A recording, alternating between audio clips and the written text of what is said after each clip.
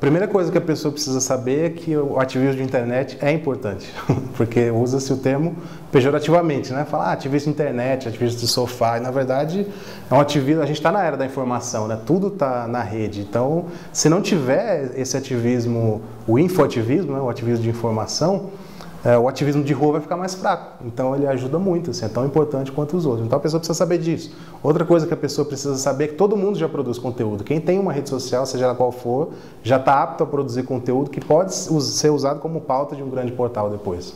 Então eu mesmo já usei como pauta muitas coisas assim de gente que postou no Facebook ou em outra rede social. Bem legal, um textinho, foto, tal, não sei o que você consegue olhar e entender o que é aquilo e saber que é real mesmo, né? Então, cada um tem o poder de ser um reprodutor de conteúdo ou até mesmo de produzir o conteúdo. Você está lá, tirar umas fotos legais, minimamente legais com o celular e contar uma história assim, né, do jeito que tem que ser feito. As pessoas têm feito isso já, não sei nem eu falar.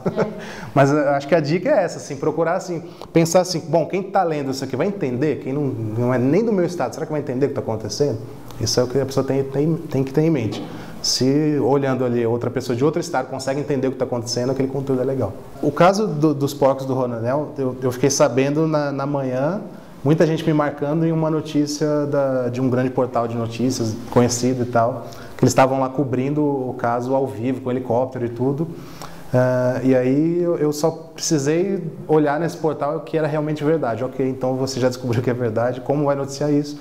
E aí eu comecei a fazer os meus textos a respeito desse caso sob a linguagem ativista, né, que os grandes portais não fazem isso. Quando tem um grande caso assim, inclusive nos maiores eu cheguei aí. Mas, a princípio, eu acho que eu consigo ajudar mais escrevendo de casa, em muitos casos, né? Como aconteceu no caso do Instituto Royal, por exemplo, eu fiquei em casa 8 dias escrevendo direto, numa produção ao vivo, tudo lá em texto. E eu só fui mesmo ao Instituto Royal depois que já tinha acontecido, que as pessoas já tinham entrado e tal. Eu cheguei lá no meio da madrugada, sei lá, 2, 3 da manhã, mas eu tive que ir também. Mas, na maioria dos casos, eu acho que eu consigo ajudar mais juntando informações. Eu não só escrevo assim, pegando coisas, eu estou nos grupos mesmo, dos grupos privados de ativistas, né? Então quando acontece um grande caso, já tem uma galera que a gente sabe que vai entrar em contato, então eu sei antes do que a mídia em geral, o que está acontecendo de dentro dos grupos, né? Eu ajudo na elaboração de estratégia também e tudo mais. Então o meu papel dentro do ativismo é divulgar de forma coerente e responsável o que está acontecendo, o que os ativistas estão fazendo na rua. Basicamente é isso, mas eu também tenho vontade de ir para a rua e às vezes eu vou também. E a partir daí, como a grande mídia olhar para um site pequeno e segmentado como o Vista-se, vendo como uma pauta, né? Então eu acho que chega nesse ponto só quando você constrói durante anos alguma credibilidade, né? E para que os jornalistas olhem e falem, não, se esse site está falando, realmente não é uma fake news, deve estar rolando mesmo, vamos ver o que é. E é legal porque aí eles começam a beber nessa fonte e começam a ter também um ponto de vista ativista.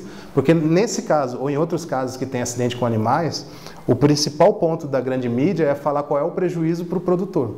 E então o jornalista, tendo os dois lados da balança, né, qual que é o ponto de vista de quem se importa com os animais? Inclusive, antes desse caso, antes do Instituto Royal, não tinha muito isso. Era só assim, eles perderam milhões ou milhares de reais em animais, o produtor teve um prejuízo de tanto, enfim, hoje em dia não.